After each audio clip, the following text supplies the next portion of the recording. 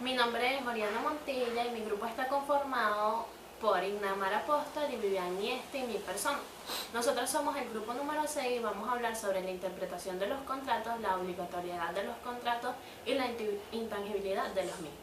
Yo voy a empezar hablando sobre lo que es la interpretación de los contratos. La interpretación de los contratos es ese sentido que le dan los intérpretes a lo establecido en los contratos. En los contratos se establecen las normas particulares que van a prevalecer sobre los contratantes.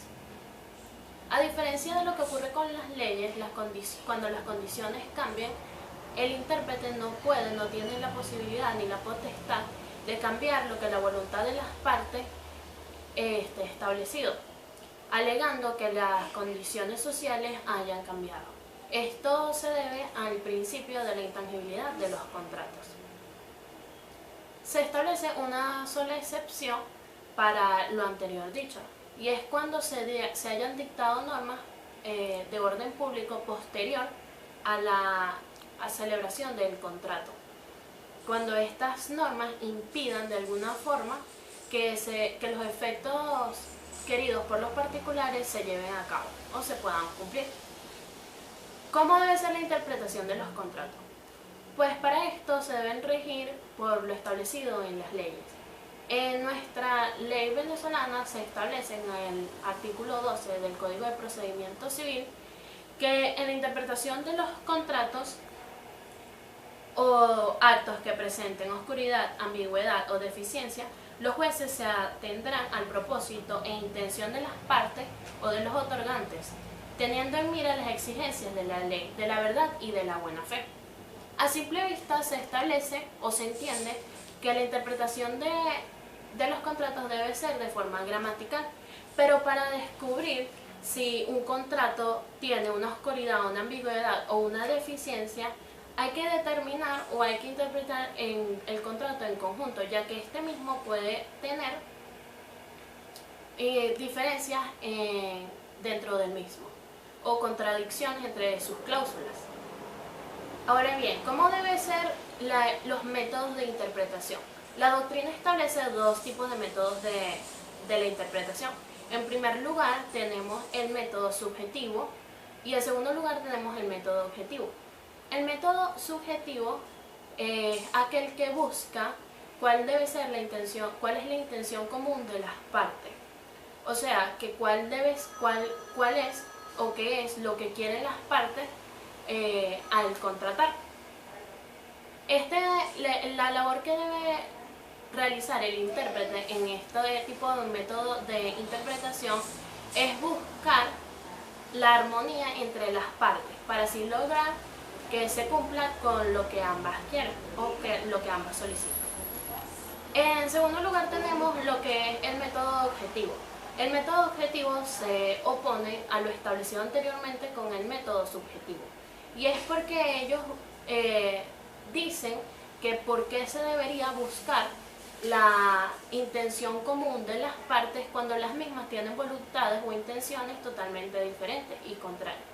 Es por esto que la labor, en este caso de los jueces, es buscar un punto medio en el cual se rija por el bien común de ambas partes y la equidad. Como ambos métodos se ven sumamente importantes, tanto la doctrina como la jurisprudencia han utilizado ambos combinados para así lograr una buena interpretación de los contratos. Ahora bien, no podemos dejar a un lado hablar lo que es la norma legal, ya que la norma legal debe ser primordial para la interpretación de un contrato, ya que lo establecido en el mismo no puede pasar por sobre encima de la ley. En cuanto a hablar sobre la norma legal y cuál es su fundamento de la interpretación de los contratos, nos devolvemos al artículo mencionado anteriormente, el artículo 12 del Código de Procedimiento Civil, el cual establece que la interpretación de los contratos debe hacerse en miras de las exigencias de la ley, de la verdad y de la buena fe. Empecemos hablando con lo que son las exigencias de la ley. La exigencia de la ley establece que la voluntad de las partes nunca puede ir por sobre encima o puede ser contrario a lo establecido de la ley. siempre debe atribuirse lo que la ley establezca en sí. Para que se tomen las exigencias de la ley o para que se lleve a cabo, hay dos criterios muy importantes que tomar en cuenta. Primero, en primer lugar, tenemos la interpretación textual. Para que sea la interpretación textual, tenemos que debe definirse de forma clara los conceptos en un lenguaje común. En segundo lugar, tenemos que esos mismos conceptos deben definirse con las definiciones jurídicas. Y por último, en caso de que sea necesario, se debe aclarar cuál es la profesión de los contratantes, ya que la voluntad de los mismos, las intenciones de los mismos, pueden estar establecidas en conceptos más técnicos. Luego tenemos las normas imperativas, que son importantes en las exigencias de la ley, ya que en las mismas se establecen las exigencias y las voluntades de las partes y también se impone la voluntad de la ley. Luego tenemos en este artículo la verdad. La verdad se busca y se logra establecer a través de las reglas establecidas por la doctrina.